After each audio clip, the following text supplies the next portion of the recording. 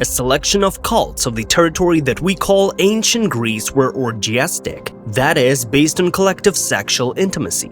For those who do not know, those collective acts were considered sacred, right of worship, related specifically to fertility. After all, the organon from the language of the ancient Hellenes is nothing more than any agrarian tool. And before that, when there were no Greeks yet as a way of referring to them, there was a working team of farmers, where everyone has their own role. Whatever one may say, this in any case was associated with rural people. Though the element of drunkenness and debauchery was introduced into orgiastic practice not by ordinary peasants, but by wine growers, admirers of Dionysus. Still by that point haven't turned off the video? Then open the window, because it'll be hot. Today on Flip Side of History channel, we'll discuss the cult of the ancient Greeks, which is commonly known today as the cult of Dionysus. Let us continue this episode.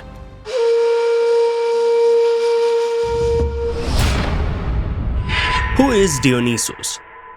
The original name of the mythical character is unknown, but there is reason to believe that the symbol of viticulture and drunkenness did not originate in the place we designate as Greece, or rather, on the border of the modern Greek state and Macedonia. After all, historical Macedonia is both the lands of Greek Macedonia and the territories of its northern sister. But where does the information come from? The playwright and philosopher Euripides wrote in his notes that Dionysus was the dominant one in those places. As for the name itself, Dionysus is a two-part name. It is derived from the word god, which sounds like Dio in various Indo-European peoples' languages of the time, and Nis, an ancient Greek suffix denoting belonging. As a result, we get divine being. Such combination stands for divine god, and in truth, the expression is quite logical, since Dionysus, according to mythology, is not a fully celestial being at all. He's a half-breed, the same type as Hercules and Theseus. He was born of Zeus and an earthly woman, apparently Macedonian, Semele. That is, in this case, divine should be understood as son of God, but not totally celestial god. And indeed it is. The Hellenes were in no hurry to enroll the Macedonian deity in their own pantheon, a gathering of heavenly patrons of the population of the more highly developed city-states. It is probable that Dionysus reached a higher status, title of god, at the same time as the rise of Macedonia itself, that is, in the 4th century BC. The play Bacchae by the same Euripides is the only source that reveals to us the secrets of the first Dionysus, the one who has not yet been freed up for a place on Olympus, attributing kinship to Zeus. It turns out that he was a connoisseur of ecstasy for both women and men. He knew how to bring them to such a state, at least temporarily free them from the feeling of the hardships of extreme poverty and working life. While wine growers of both sexes, on the other hand, simply sacrificed a cow, and at the same time drank what they produced, wine. They also danced. This is both a way to relax after receiving a harvest and a request to the gods to send the same harvest for the next year. A little later, the spirit intermediary was invented. Feasts of Dionysia. The Macedonian original version of the celebration didn't have the appearance that we are used to imagining, associated exclusively with drunkenness and total debauchery.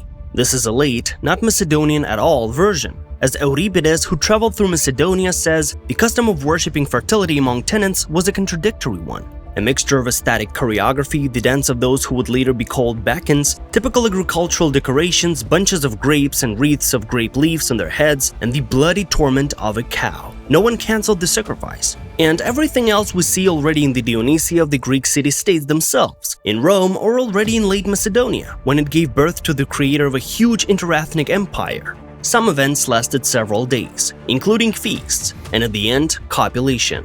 By the way, as early as the 8th century BC, as soon as the concept of Hellenes appeared, there were Greek analogues of Dionysus' worshipping population. They had their own name, Zeus, and they were only for women. This archaic form differed from the classical Dionysius. The Maenads, participants, did not just get drunk, they fully went crazy. Used plant substances that could induce a state of altered consciousness. Even barely mature maidens were accepted into the command of Maenads. Bacchanalias. First off, have you noticed that in most languages Bacchanalia and other collective copulation practices names are synonymous? This is not surprising because the rite in honor of Dionysus, the most famous type of ancient group sexual intimacy, and the ritual in honor of Bacchus are holidays dedicated to the same deity. If he was baptized Dionysus in the Balkans, then Bacchus was already called in Rome. Moreover, the patron saint of viticulture also had a third nickname, Bacchus, so we know that it was common in different lands. Moreover, even in those lands where there was agricultural land, but there were no vineyards. From a certain epoch, this culture became a symbol of fertility in general, a sign of success in the matter of birth. Having become popular in the wider expanse of the Mediterranean ecumene, Dionysia acquired more sexualized features. By the way, the great Dionysia of the Black Sea region also included theatrical performances, and here the plays often contained explicit, sexual or erotic scenes and themes. The role of women in the cult of Dionysus. And here it's time to talk about the paramount importance of women in the celebration of a cult that can hardly be called a faith in the modern sense, but it's nonetheless realistic to call it an act of reverence. And in the worship of fertility, one cannot do this without those who symbolize the earth itself, which gives birth to a harvest, and therefore life itself. It is also a well-known fact that representatives of one of the genders also give birth. New people appear. This postulate is associated with agricultural beliefs in general. Back then, people could understand it and explain it. The dances of young women and mature women were based on dynamics, demonstrating as much as possible the movements that characterize sexual contact, genitals, and childbirth in general. Sexual aspects of the cult.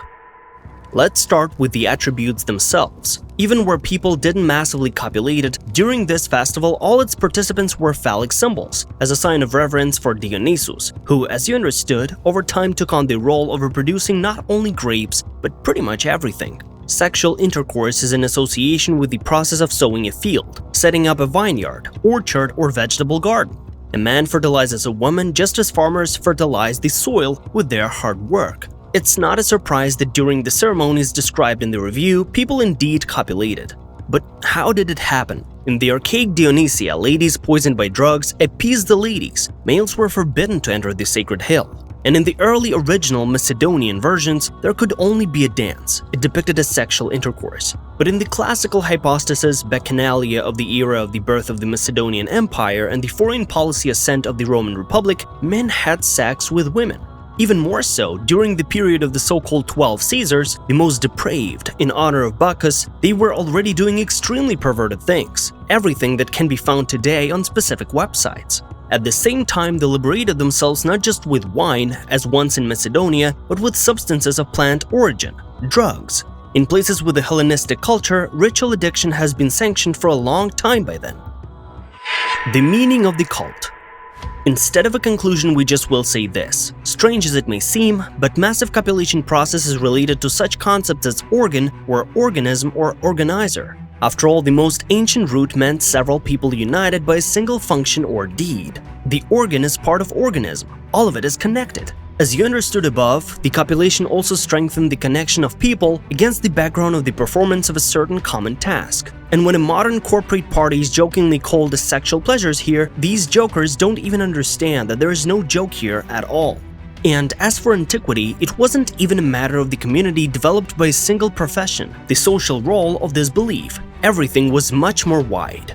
The considered cult practice also served as a powerful political tool created for the stability of contacts. Firstly, this sort of exchange and then cultural exchange with the surrounding tribes. The elite of clan associations apparently adopted Bacchanalia as an element of their religion. Dionysus was taken in many places and included in the number of the very first deities. On the contrary, centuries later, Bacchanalia became so uncontrollable that some leaders tried to ban them because of the subversive nature of the event and the risk of huge riots. Even in the era of the imposition of Roman Saturn or Jupiter, as well as monotheistic confessions such as Judaism or Christianity, cult of Dionysus remained the brand of the most popular cults, the eternal provincial tradition. After all, according to the most ancient tradition, even slaves were allowed to do it, alongside nobles. This is shocking today, but that was ordinary back then. Thank you for watching this intricate episode. We hope you discovered something new for yourself. Like and subscribe to this channel, and we'll see you later on Flip Side of History.